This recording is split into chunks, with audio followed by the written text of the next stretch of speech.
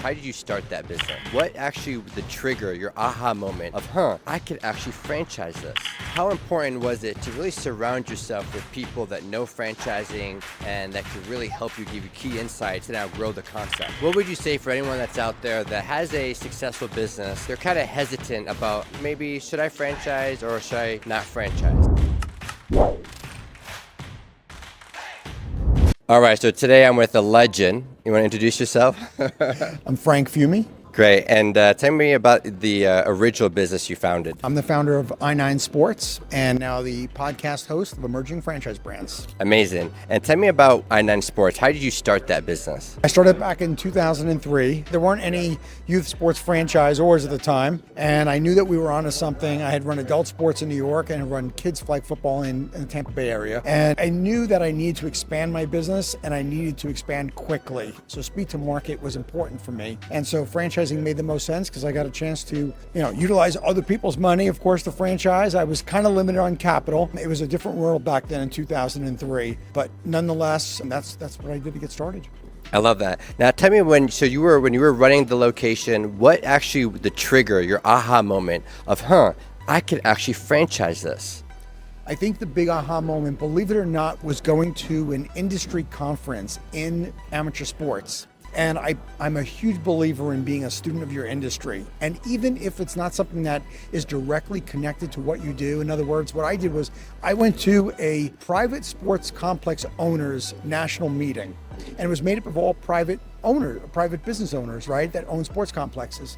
And what I learned was every one of them around the country had the same opportunities and same challenges. And that was a huge aha moment for me because I realized that nobody had franchised this and that this was something that I could really repeat around the whole country. And so for me, it was, again, speed to market. I knew we had to grow. I knew someone was going to do it. And quite honestly, I didn't know how long my runway was going to be. Wow. So now you convert into a franchise and you got franchise ready and you start to scale. How did the first 2 years look like for you? A disaster. I made all of the mistakes you could possibly do in franchising. First off, I awarded franchise to people who loved sports and loved kids, which sounds great, but if they don't have the business acumen, they're gonna fail. And so I didn't really have the right franchise profile correctly. The other thing is, as it turns out, my thesis on adult sports was off. I could not replicate the success that I had with adult sports. However, my kids sports franchise owners were doing phenomenal. And so I9 inevitably turned into kids sports, but it didn't start out that way. Interesting. And then now after the 2 years, you're making a lot of mistakes. Now you're starting to adapt, you're starting to learn. Yeah. What did that next phase of growth look like for you? Well, I'll tell you, the reason why we even had a next phase was because we were not afraid to pivot. Pivoting was crucial. We made a mistake. We typically did not make the same mistake twice.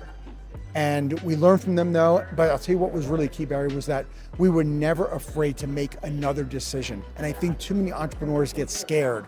They make a decision, they fail, or they get stuck and they're afraid and they get kind of that paralysis by analysis.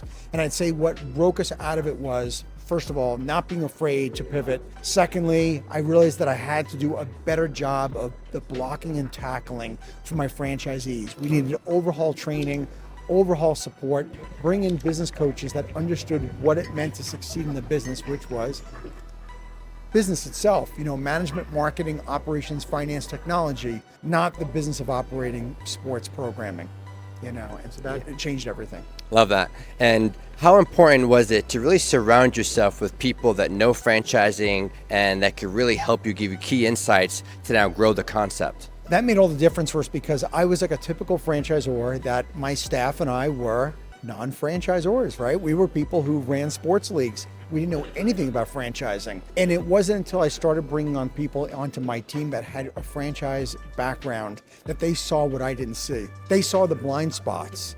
And we can't see ourselves swing when we're hitting a golf ball, and that's why even the greatest golfers have a coach. And so for me, having people that had franchise industry experience was critical. If you don't hire somebody with franchising experience, that's fine, but come to an IFA, come to a franchise event, become part of a peer group, but start connecting yourself with people in franchising. I love that. What would you say for anyone that's out there that has a successful business and they're kind of hesitant about maybe should I franchise or should I not franchise? I would say, first of all, my claim and all of our claims to fame here is franchising. I am not just pro franchising. I think it is really specific for your brand on whether it's right for you as a founder. I'd say number one thing that I see founders that what they don't do is right is they don't understand that they are no longer in the business they once were.